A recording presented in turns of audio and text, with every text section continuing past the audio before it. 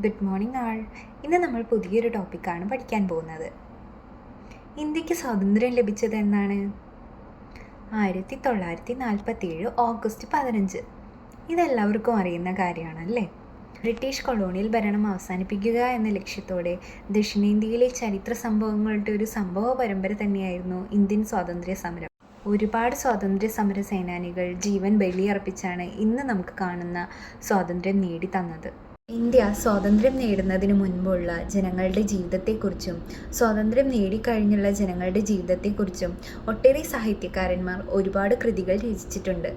അതിലൊരു കൃതിയാണ് ഖദീജ മുംതാസിൻ്റെ നീട്ടിയെഴുത്തുകൾ. ഈ നോവലിലെ ഒരു പാഠഭാഗമാണ് നമുക്ക് പഠിക്കാനുള്ളത്, സ്വാതന്ത്ര്യം തന്നെ ജീവിതം. ആദ്യം നമുക്ക് സ്വാതന്ത്ര്യ സമര സേനാനികളെയും സ്വാതന്ത്ര്യം നേടിത്തന്ന വർഷത്തെയും ത്രിവർണ പതാകയെയും പരിചയപ്പെടാം. ബ്രിട്ടീഷുകാരുടെ ചൂഷണങ്ങളിൽ നിന്നും സ്വാതന്ത്ര്യം നേടുന്നതിനായി നേതൃത്വം വഹിച്ച നവോത്ഥാന നായകന്മാരിൽ ഒരാളാണ് മഹാത്മാഗാന്ധിജി. ഇന്ത്യയുടെ രാഷ്ട്രപിതാവെന്നറിയപ്പെടുന്ന മഹാത്മാഗാന്ധി നിരവധി സ്വാതന്ത്ര്യ സമരങ്ങൾക്ക് നേതൃത്വം വഹിച്ചിട്ടുണ്ട്.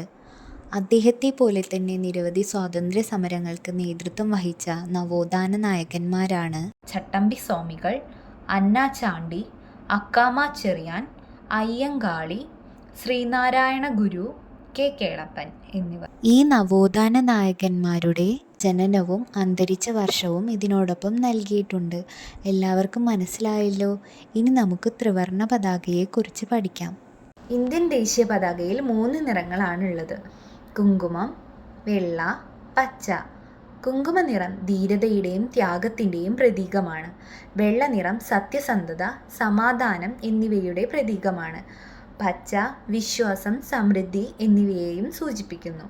ബ്രിട്ടീഷ് ആധിപത്യത്തിൽ നിന്നും രക്ഷ നേടാൻ നിരവധി സ്വാതന്ത്ര്യ സമരങ്ങൾക്ക് സാക്ഷ്യം വഹിച്ച നാടാണ് കേരളം. ഇനി അവയെക്കുറിച്ച് നമുക്കൊന്ന് പഠിച്ചാലോ. അഞ്ചുതെങ്ങ് കലാപം 1697, ആറ്റിങ്ങൽ കലാപം 1721, കുളച്ചൽ യുദ്ധം 1741, കുണ്ടറ വിളംബരം 1809, ഉപ്പു സത്യാഗ്രഹം 1930. ഈ ക്രമത്തിലാണ് സ്വാതന്ത്ര്യ സമരങ്ങൾ നടന്നത്. ഇനി നമുക്ക് സ്വാതന്ത്ര്യ സമരത്തെക്കുറിച്ച് പ്രതിപാദിക്കുന്ന ഒരു വീഡിയോ കാണാം.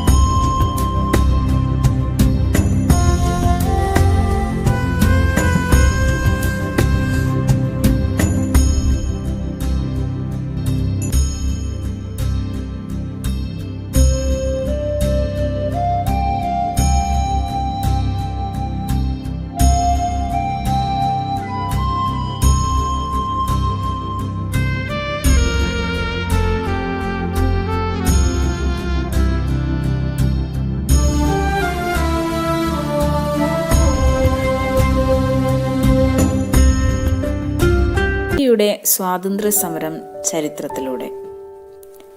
ബ്രിട്ടൻ, ഫ്രാൻസ്, പോർച്ചുഗൽ എന്നീ രാജ്യങ്ങളുടെ ഇന്ത്യയിലെ കോളനി ഭരണത്തിനെതിരെ നടത്തിയ സമരങ്ങളെ പൊതുവിൽ പറയുന്ന പേരാണ് ഇന്ത്യൻ സ്വാതന്ത്ര്യ സമരം.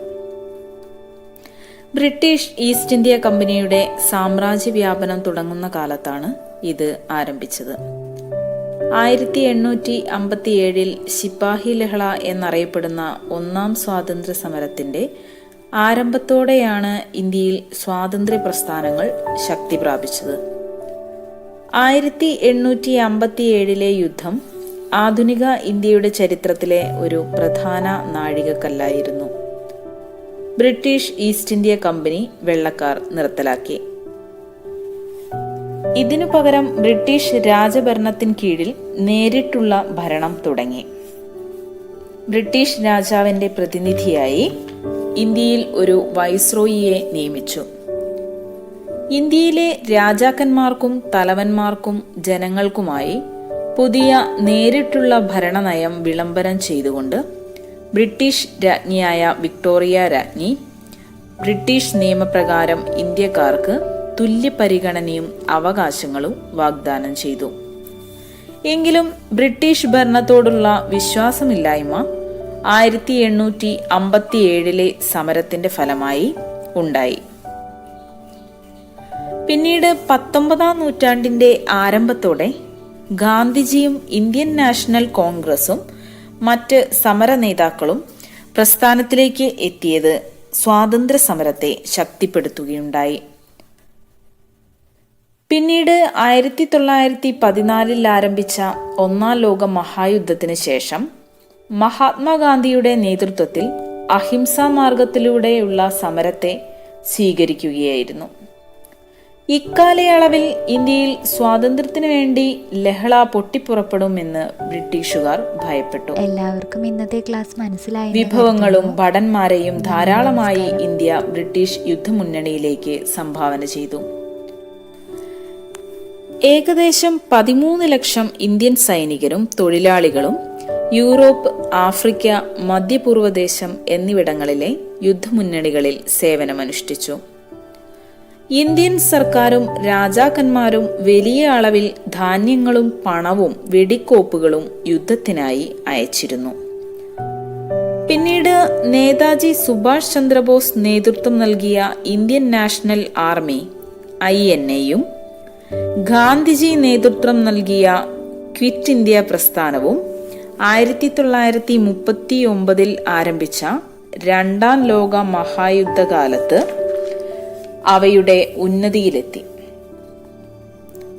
തുടർന്നുണ്ടായ മുംബൈ ലഹളയും ഇന്ത്യൻ നാഷണൽ ആർമിയുടെ ചെങ്കോട്ട വിചാരണയും ബ്രിട്ടീഷ് ഭരണത്തിന്റെ അന്ത്യത്തിന് ആക്കം കൂട്ടി.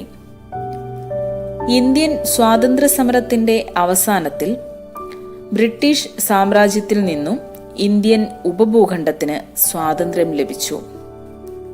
തുടർന്ന് 1947 ഇന്ത്യ രൂപീകൃതമായി.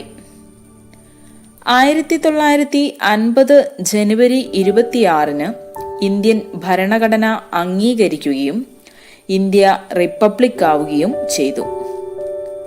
1952 ആദ്യ പൊതു തിരഞ്ഞെടുപ്പിൽ 62% സമ്മതിദാനം രേഖപ്പെടുത്തിയതോടെ ഇന്ത്യ ലോകത്തിലെ ഏറ്റവും വലിയ ജനാധിപത്യ രാജ്യമായി. എല്ലാവർക്കും ഇന്നത്തെ ക്ലാസ് മനസ്സിലായെന്ന് കരുതുന്നു. നന്ദി, നമസ്കാരം.